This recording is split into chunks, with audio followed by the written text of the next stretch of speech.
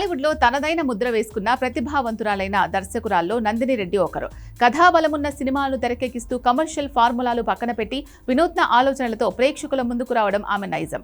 ఇటీవల సమంత ప్రధాన పాత్రలో తెరకెక్కిన మా ఇంటి బంగారం చిత్రంతో ఆమె భారీ బ్లాక్ బస్టర్ హిట్ను అందుకున్నారు. బాక్సాఫీస్ వద్ద ఈ సినిమా 100 కోట్లకు పైగా వసూలు సాధించి సరికొత్త రికార్డులు సృష్టించింది.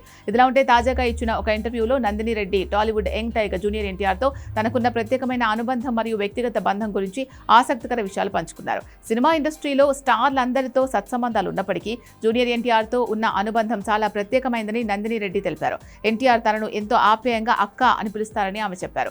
వారిద్దరికీ ఇండస్ట్రీకి రాకముందు నుంచి ఒక కామన్ ఫ్రెండ్ సర్కిల్ ఉండేదని వివరించారు. ఆమె ఇంకా దర్శకురాలిగా మారకముందే గున్నం గంగరాజు గారి ఫ్యామిలీ, రమా రాజమౌళి దంపతులతో పరిచయం ఉండేదని, అదే సర్కిల్లో ఎన్టీఆర్ కూడా ఉండేవారని పేర్కొన్నారు. వీరంతా సాధారణంగా డిన్నర్లు, ఇతర చిన్న చిన్న వేడుకల్లో తరచూ కలుసుకునేవారమని, అలా తమ మధ్య మంచి స్నేహబంధం ఏర్పడిందని ఆమె తెలిపారు.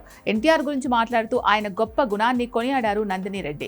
ఎన్టీఆర్ చాలా మంచి వ్యక్తి. ఆయనతో మాట్లాడుతుంటే ఎంతో స్నేహపూర్వకంగా, వినయంగా, ఆప్యాయంగా ఉంటుంది. ఎప్పుడూ అందరినీ ఆట పట్టిస్తూ సరదాగా ఉంటారు. అటువంటి గొప్ప వ్యక్తితో ఎన్టీఆర్ సొంతం అని నందిని రెడ్డి కొనియాడారు. గ్లోబల్ హిట్ సాధించిన RRR చిత్రం విడుదలైన తర్వాత పరిణామాలను కూడా నందిని రెడ్డి ఈ సందర్భంగా పంచుకున్నారు. RRR మూవీ విడుదలైన తర్వాత తనకు ఎన్టీఆర్ను నేరుగా కలిసే అవకాశం కలగలేదని, అయితే రామ్ చరణ్ సంగీత దర్శకుడు MM కీరవాణి గారితో కలిసి ఆ చిత్ర విజయాలపై వారిని అభినందించినట్లు స్పష్టం చేశారు. ఈ ఇంటర్వ్యూలో తన సినిమా నిర్మాణ శైలి గురించి మాట్లాడిన నందిని రెడ్డి, మూస పద్ధతిలో కమర్షియల్ ఫార్ములాలను ఫాలో అవ్వడం కంటే మంచి కథకు ప్రాధాన్యత ఇవ్వడమే తన లక్ష్యమని వ్యాఖ్యానించారు. టాలెంట్ మరియు క్రియేటివిటీ ఉన్న నటీనటులు ఎప్పుడూ కొత్తదనాన్ని కోరుకుంటారని, మా ఇంటి బంగారం విజయం అదే విషయాన్ని నిరూపించిందని ఆమె చెప్పారు.